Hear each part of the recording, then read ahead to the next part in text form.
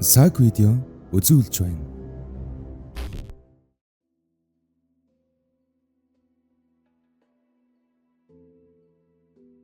Дэлхийн хамгийн шилдэг мөрдөгчдийн түүх.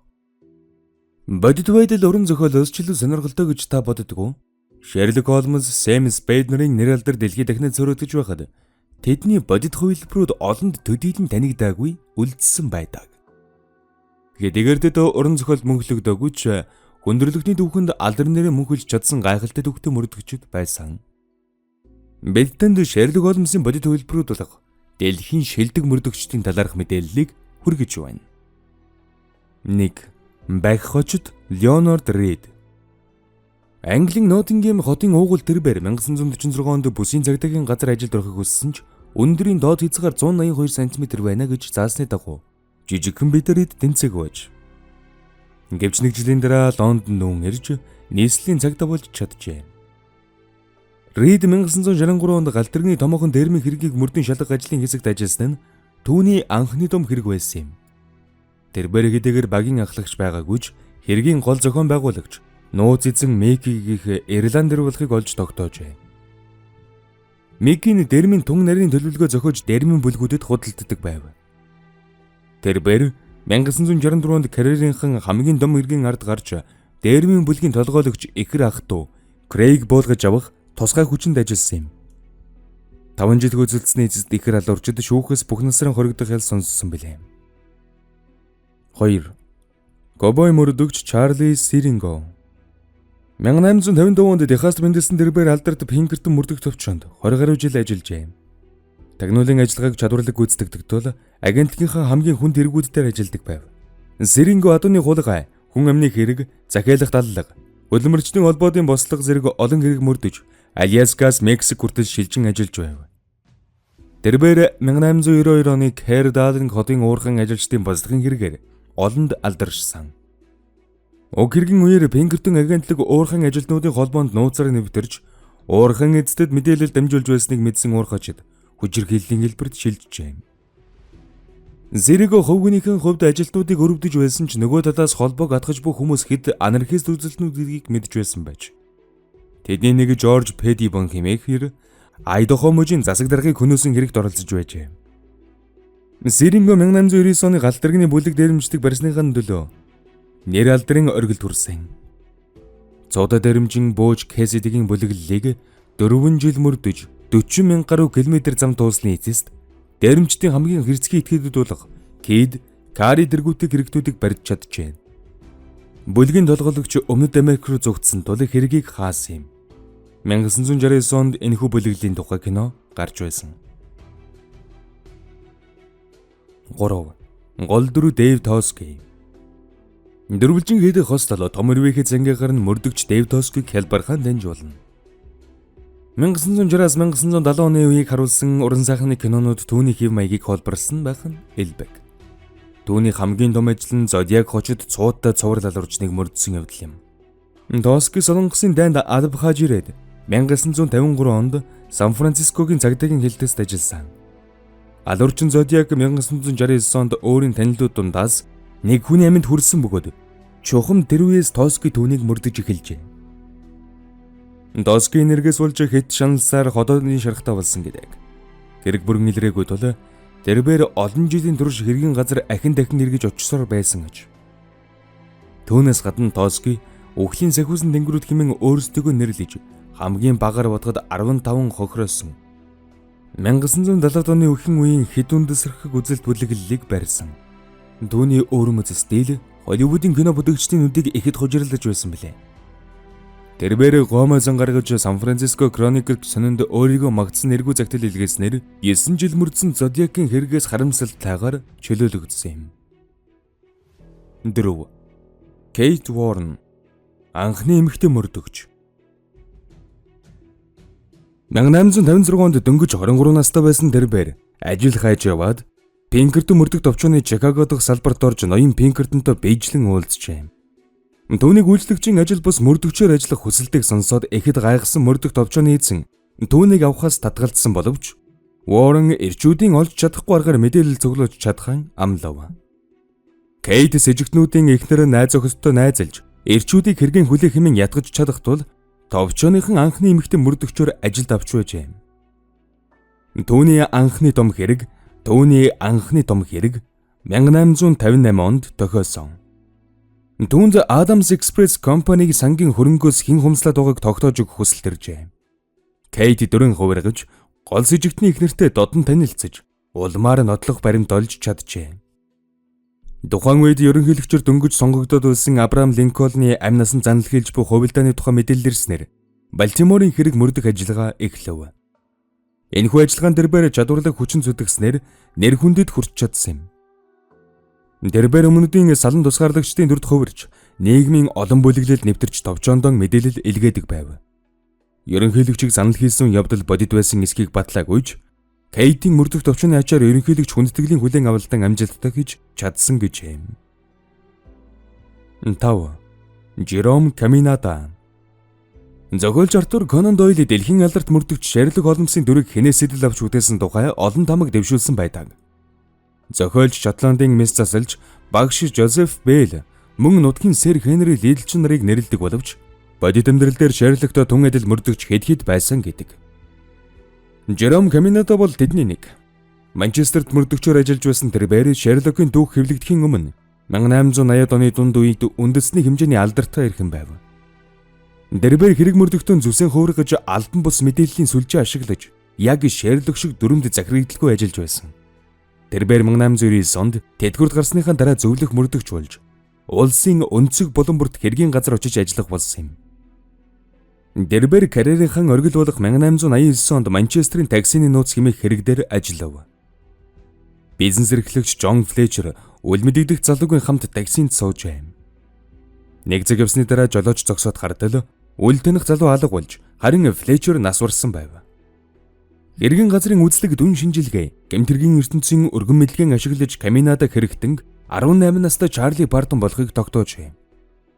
Чарли өмнө нь хууль бус тулааны тэмцээнд ялахын тулд өрсөлдөгчөн хлорол гидратгийг тайвшруулах бодисоор хордуулж байсан түүхтэй байв. Чарли тусаргаар хүмүүсийг ухаан алдуулж дээрэмддэг байсанд мөрдөгч бүрэн итгэлтэй байж, балгах дуртай ноён Флечерийн хувьд тус бодис спирттэй холилдсны дүнд өхлийн хурвалан хувирсан ажээ. Шерлок Холмсын адал явдалтай төлстэй байгаа биз? 6. Жан Апана. Детектив зохиолын гол баатар Америкийн нэр зохиолч Эрл Дьер Бигерсийн 6 бод төдийгүй олон кино телевизийн нэвтрүүлгээр гардаг хятад Америк гаралтай мөрдөгч Чарли Чаныг дурдлаггүй орхиж болохгүй. Түүнийг нэг хэсэг нь үндэсрэх үзлэр шөмжилж байхад нөгөө хэсэг нь Холливуудын анхны Аз дүрхтэй гол баатруудын нэг хэмээн эергээр хүлээж авч байв.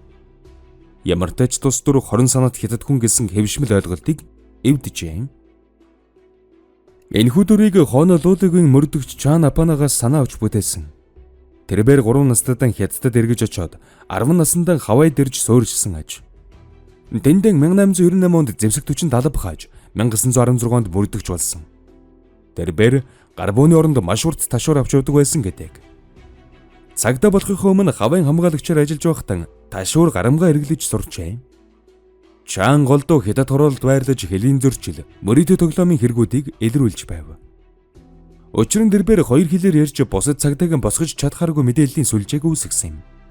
Чан албан үргэн гүйцэтгэж яваад олон адал явдалтай тулгарч байлаа. Хоёр давхрын цонхоор шидэгдээд хоёр хөл дээрэн бууж, гар хадуураар зэвсгэлсэн Японтой зодолдож байгаад баруун нүднийхээ дээр гүн сөрөвтэй болсон байж. Мөн нэг удаа ганцаараа ташуур ашиглаж нэг дор 40 мөрөдө тоглоомчин баривчилсан гэдэг.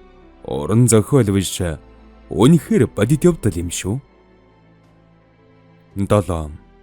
Хөрөө хочод Джон П. Сент Джон. Дербер Америкийн дүүхийн хамгийн хүчирхэг тууштай чадварлаг цагдаа юм. Лос Анжелес хотын цагдаагийн газар 51 жил зүтгэхдээ 43 жилд нь хүн амны хэрэгээр дагнаж ажилласан. Нийт 1500 гаруй хэрэг мөрдөсний 1000 гаруйг нь илрүүлсэн. Дербер 1993 онд тэтгэвртэн гаргахтан хүчний байгууллагад ажилласан жилээрэн тэргүүлж байсан юм. Карьерийнхэн ихэнх үед хүн мөчилсөн хэрэг дээр ажиллаж байхад нь түүнийг хамтрагчдын нэг хөрөө Джон хэмээн хожилж байжээ. Эргэн сэжүүрийг эвлүүлдэг тоглоом тоглож буй мэд нэгтгэн дүгнэх чадвартай түүнээс энэхүү хоч салалгүй үлдсэн аж. Түүний мөрдөж байсан хамгийн цуутай хэрэг бол хар мандарва хэмээн алдаршсан Элизабет Шортын аллагын илрээгүй хэрэг юм. Цуутай олон аллагын эхлэл болсон тус хэрэг түүнийг хүн амны хэргийн мөрдөгж болоход голжтон нөлөөлсөн гэдэг. Тэрбээр Харви Гладман, шөнийн ангууч Ричард Раймерс тэргүүтээ олон хэрцгий цуврал алуурчдыг барьсан. Хурдны замын алуурчин Уильям Бониныг 8 жил мөрдсөний эцэст барьсан тул 1982 онд цагдаагийн байгууллагын дээд одонгоор 2 дахь удаан шагнуулжээ. Тус шагналыг хостуулан хүртсэн эрхэм түүнээс өөр байгаагүй. 8. Easy Einstein, Mo Smith. 1929 онд Америкийн нэгдсэн улсад Wall Street Act хууль батлагдсанаар архины эсрэг тэмцэл эхэлжээ. Хуулийг хэрэгжүүлэх хүчний байгууллага шаардлагатай байсан тул хориглох товчоог үүсгэн байгуулсан юм. Тус товчооны шилдэг мөрдөгчд Easy Einstein болон Mo Smith нар байв. Изидор Эйнштейн цалин багтаа шуудангийн ажилласан гарч тус шинэхэн товчоонд нэгдэх хүсэлтэн өгчээ. Товчооны ажилтан дундаж насны намхан пагдгар түүнийг мөрдөгчөөр авахыг хүссэнгүй. Гэвч Easy эдгээр шинжүүл түүний давуу тал болохоос сул тал биш, хэрэгтүүнд намайг огт сэжгэлэхгүй хэмээн итгүүлж чаджээ. Түүний түмэн зөв байв. Easy цагдаагийн тэмдгэж нуулгүйгээр архин амиалагчдын хаалхыг тогшиж, товчооноос явж гин гэж хэлсээр байтал түүнийг тоглож байна гэж бодон урьж оруулаад архиар дайлдаг байв. Дараа нь Easy сүү эсвэл шилтэд даршилсан өргөс тэмэх барин зочилдог болжээ. Тэрбээр даршилсан өргөс тэмэх идэж буй пагдгар залууг хинж төлөөлөг шигч харахгүй шүү дээ гэсэн юм. Удалгүй тэрбээр найз Mo Smith-ийг тамхи дамлан худалдаан болж өөртөө хамтрахыг ядгажээ. Зэвсэгтүчний ямар ч туршлагагүй хамтрагчид 5,000 гаруй хэрэгтэн барьсан бөгөөд 95% нь шүүхээс ял шийтгэл сонссон байна. Тэд дөрвөн хувиргаж ажиллах тундуртай архинуузар худалдаг цэгт эмнэлгийн халаад өмсөж хуульчид их цуглардаг газарт хуулийн баримт бичгээр дүүргэсэн маш хүнд цүнх барьж ордог байж. Заримдаа эхнэр нөхрийн дөрд хувирдаг байжээ. Хамтрагчдын уналт тэдний амжилтаас үүдэлтэй. Товчууд тэднийг 5 жилийн дараа халсан бөгөөд алдар нэр ур чадварт нь бүгд атаархдаг байснаас болсон гэдэг. 9. Уильям Ж. Бьорнс. Артур Конан Дойл өөрөө түүнийг Америкийн Шерлок Холмс гэж нэрлэж байсан удаатай. Тэрбээр хувийн мөрдөгчийн туслахаас ажлын гараагаан эхлэж дараа нь төрийн нууц албанд элссэн. Түүний амжилтыг тэмдэглэж олон улсын мөрдөг агентлагийг анх нээсэн түүхтэй. Бьорнс хүнд ноцтой олон хэрэг илрүүлсэн төдийгүй танил тал ихтэй байсан нь тухайн үеийн мөрдөн байцаах товчоо буюу холбооны мөрдөх товчооны дараагаар 1921-с 1924 онд томилогдсон ажиллахад нөлөөлсөн гэж үздэг. Бьорнс дотоод терроризмын халдлагын 2 хэрэг мөрдөж байсан. 1910 онд 21 хүний амьд хүрсэн дэлбэрэлтийн дараа тэрбээр анархист хөдөлгөөнд нууцаар шургалан орж гол хэрэгтэн ах トゥ Джон ба Джеймс Мак Намара нарыг баривчилжээ. Үүнээс 10 жилийн дараа Уолл Стритийн бөмбөгдөлтийн хэргийг мөрдөж нууц нэрийн дор зөвлөлт холбоотой сүртэл урт зам туулсан ч тус хэрэг эзлэн шийдэгдээгүй гэдэг. Тэрбээр Америкийн нэгдсэн улсын цуутай авилгын хэрэгт нэр холбогдсны дараа нэр хүнд нь сэвдсэн гэж үзээд мөрдөх товчноос огцорсон. Улмаар Флоридад тэтгэвртэн сууж детектив зохиол төрөх болжээ. 10. Эжен Видок. Эжен Франц Видок гэмт хэрэгтэн байжээ. Тэрбээр эцэст нь цаазын давцан дуусна гэдгээ мэдэж байв. Тиймээс бүхнийг өөрчлөхөөр шийдэж гэмтэргийн ертөнцийг сайтар мэддгийн хувьд давуу талаа ашиглаж түүний эсрэг тэмцсэн юм. Түүний тагнуулын амьдрал 1809 онд 34 наснд хүрэхийн өмнөхөн эхэлжээ. Давтан баримтлагдсан тэрбээр мэдээлэгч болох санал тавьж гайхалтай чадварлаг нэр хүндтэй байсан Видок тун аюултай тагнуулсан гэдэг. 2 жил хүрэхгүй хугацаанд бүрэн эрхчлөөтэй болж дараа нь нууц ажилтнаар үргэлжлүүлэн ажиллав. Видок нууц ажиллагааны тасаг чадварлаг зүтгэсэн тул 1812 онд албан ёсоор цагдаагийн байгууллагад нэгдэжээ. 1 жилийн дараа Наполеон Толстойг бие даасан хүчний байгууллага болгож дараагаар нь Видокийг томилсон гэдэг. Видок олон улсад салбар нээж мэдээлэгчдийн асар өргөн сүлжээг үүсгэсэн. Дэрвчлэн гудлын хэв авагч зэрэг шинэ арга барил олныг нэвтрүүлсэн юм. Алдар нэрийн төгсөн тэрбээр олон зохиолчтой нөхөрлөж өөрийн дурсамж бүтээлийг нууц нэрийн дор бичиж байсан гэдэг. Харин бусад цагтаа түүнд тэмч татаа хандаж байгаагүй. Түүнийг гэмтэрэгтэн хэвээр үлдсэн төдийгүй авилга авдаг, өөрийн үлдсэн хэргийг өөрөө илрүүлдэг гэж буруудгадаг байж юм.